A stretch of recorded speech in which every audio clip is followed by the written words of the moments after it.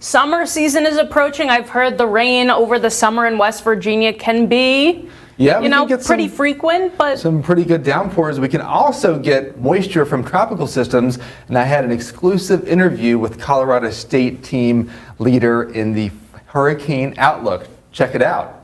We are welcoming Phil Klotzbach.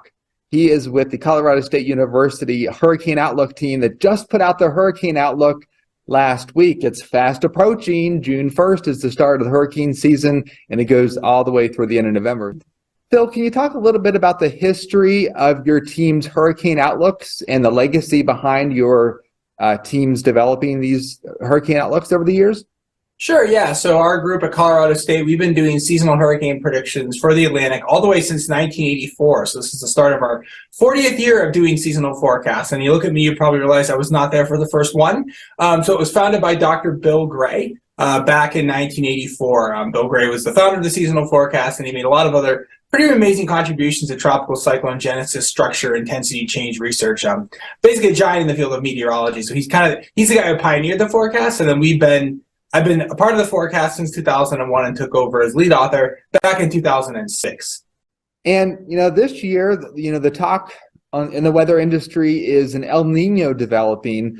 So can you tell us a little bit more about the strongest input into the Atlantic hurricane outlook for this year? Yeah, so the way that we do our seasonal forecast is we look a lot at basically for precursor signals, basically what sets of climate signals preceded active seasons and which set preceded inactive seasons. And you tend to see recurring sets of conditions. So as you mentioned, El Nino is a big factor. El Nino is warmer than normal water in the central and eastern tropical Pacific Ocean. When that occurs, what that tends to do is increase winds high up in the atmosphere in the Atlantic, 25, 30,000 feet, that tear apart hurricanes. So that's one of the big drivers of this seasonal outlook is the likely potential that El Nino is going to develop this summer and fall. In the 2023 probabilities, Florida, Louisiana, and North Carolina rank up there as the states that may have the most impact from tropical systems. I guess some of that's probably related to climatology of storm tracks. Yeah. It's all related to climatology. Say like, oh, this year looks more like a year Florida's going to get hit, or this year looks more like Louisiana. Fortunately, we can't say that months in advance. That's something you can start to kind of eyeball once you get to within maybe about a week or 10 days of when a storm will potentially be making landfall. You can start kind of zoning in on regions where storms may form, and then also obviously how those storms are going to track. Well, as Phil mentioned, it's very difficult this early in the season to pinpoint which states have the best chance. But historically, the North Carolina coast does see at least one landfalling tropical system during the season. And these are tracks of storm systems that have impacted southern West Virginia over the years. And one hot spot is the North Carolina coast. Another hot spot is here along the Alabama coast, which these storm systems tend to lift north and then northeast across the Appalachians, bringing us substantial amount of rain. September historically is the most active month of the season. Does that stand out to you as being the most active for the upcoming season?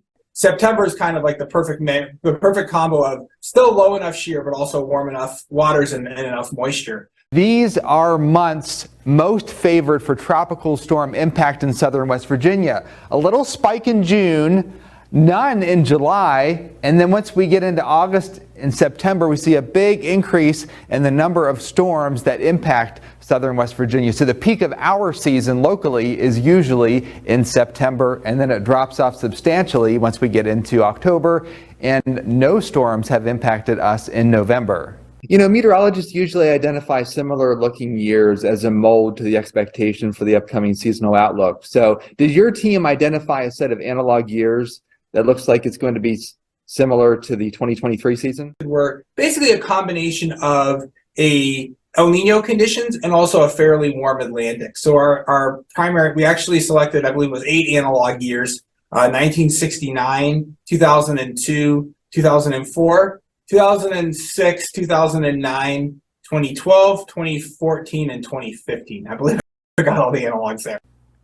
Okay, now let's talk a little bit about how much rain we typically get from tropical systems. The average amount is a little bit over an inch of rain. Once we get a little bit farther north, closer to Snowshoe, it's 1.5 to 2.5 inches of rain. So as you can see, tropical systems don't usually bring us enough rain to cause tremendous amounts of flooding, but they can overwhelm some creeks and streams.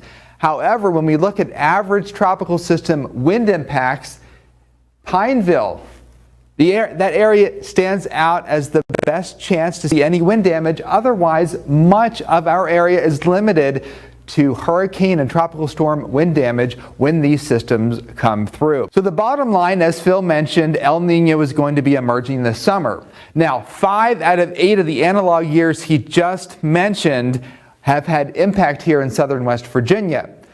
That means, despite there's going to be likely fewer storms and a reduced risk of tropical activity along the Atlantic and Gulf Coast, we can still see heavy rain here locally and the potential for wind. And I just mentioned June, and then once we get August and September, we typically have most impact here in southern West Virginia from tropical systems. As we get into the season, we will continue to keep you updated on any tropical development and any risk to our communities as we get into the season.